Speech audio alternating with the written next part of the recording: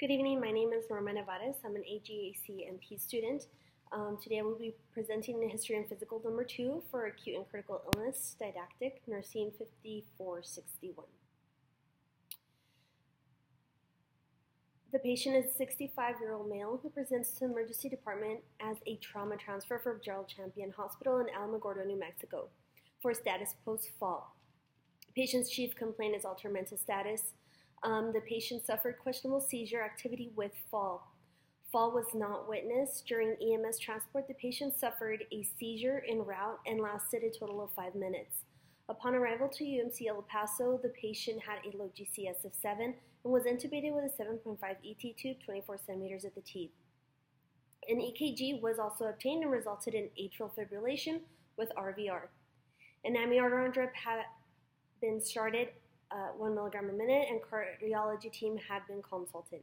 No family members are present to provide adequate patient history. CT of the head and the brain was obtained and resulted in subarachnoid hemorrhage, subdural hematoma.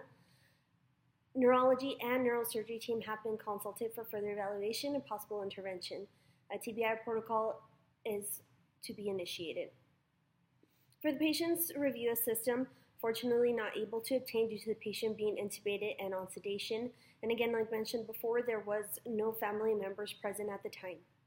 In physical examination, vital signs pertinent, vital heart rate was 163, blood pressure 143/94, respiratory rate in the 20s, temperature 37.8, and the patient again was intubated and was on 100% ventilator support. Height 168 centimeters, weight 121 kilos. Upon physical examination, the patient was noted not to be awake, alert, or oriented to person, place, or time. The patient is currently intubated and is not able to follow any commands. The patient is noted with a left side hematoma. No facial droop is noted. Cranial nerves are not able to be assessed due to patient being administered sedation. Patient's pupils are equal, +3 sluggish, round and reactive. Patient sclera is noted with jaundice in the conjunctiva. No deformity noted to bilateral nares or ears or proportional to the patient. Gag reflex is intact and present with suction via ET tube.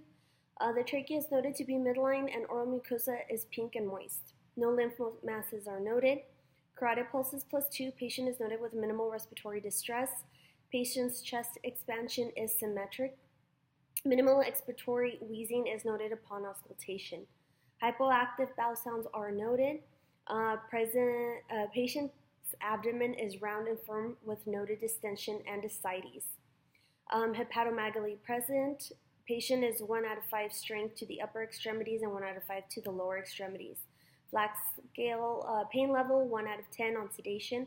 Patient's heart is irregular and S1, S2 not noted. No murmur noted, no murmur noted. +2 radial pulses noted, no injury or crepitus to the right or left upper or lower extremities. Skin is noted to have generalized jaundice.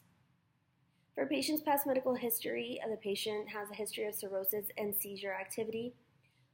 No surgical history is noted. Medications, the patient is on acetaminophen 300 milligrams every 4 hours PRN for a pain level of 1 to 4, an amiodarone drip, and that is to be titrated per orders. Famotidine 20 milligrams IV push every 12 hours. Fentanyl 50 mics and 100 mics for pain levels of 5 to 6 and 7 to 10. Keppra 500 milligrams IV piggyback BID and propofol drip. Of course, again, this is also continuous and to be titrated. Also, pantoprazole 40 milligrams PO daily. Patient's family history consists of mother with CAD, MI, hyperlipidemia, hypertension, and UTI. Father with diabetes and hypertension. Patient has no known drug allergies. Patient's social history. The patient does live in Alamogordo, New Mexico, where he resides with his wife. He has 2 children over the age of 30 years old, and they do not live with him. The patient's baseline does consist of the patient being able to perform activities of life with no complications or assistance. According to the patient's wife, the patient does not use illicit drugs, but uses tobacco since the age of 15 and smokes 2 packs of cigarettes a day. He also consumes ETOH 2 to 3 times a week for the last 20 years. No family cancer noted. Upon laboratory data, the patient was noted with increased liver enzymes, AST130 and ALT63, ammonia level 41.3, and also troponin 0.04.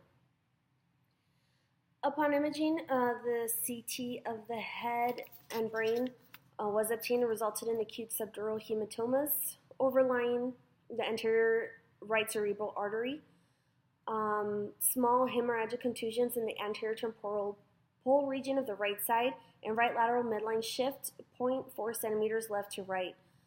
Display fractures to the left temporal bone, large subgleal hematoma overlining the left parietal and temporal bone.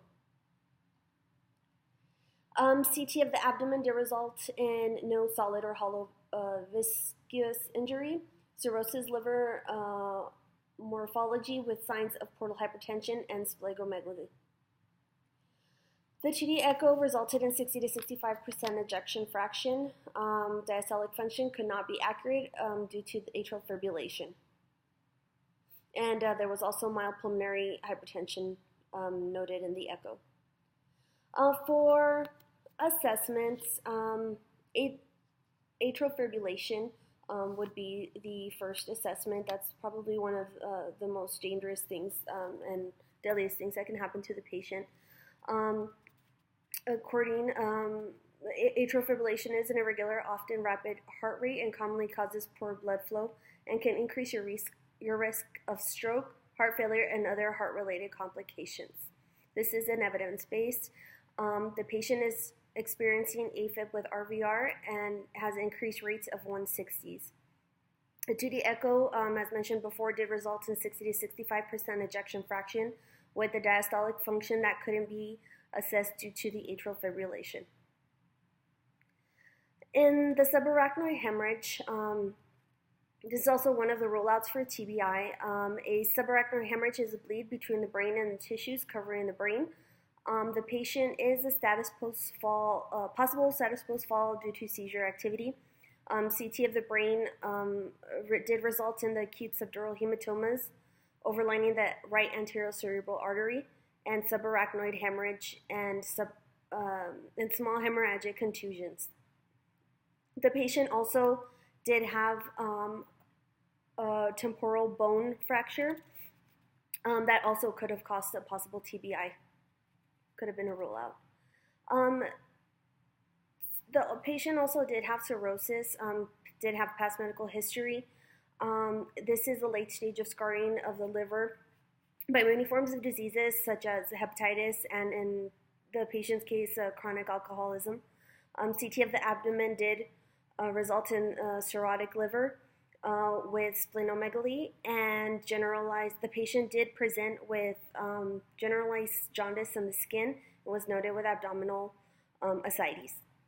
Lab workup also did show the ammonia levels of 41.3, the AST of 130, and the ALT of 63. Patient's plan is to be admitted to intensive care unit with NeuroCheck's Q1 to initiate TBI protocol, seizure precautions, aspiration precautions. Low Lovenox is to be given due to the TBI.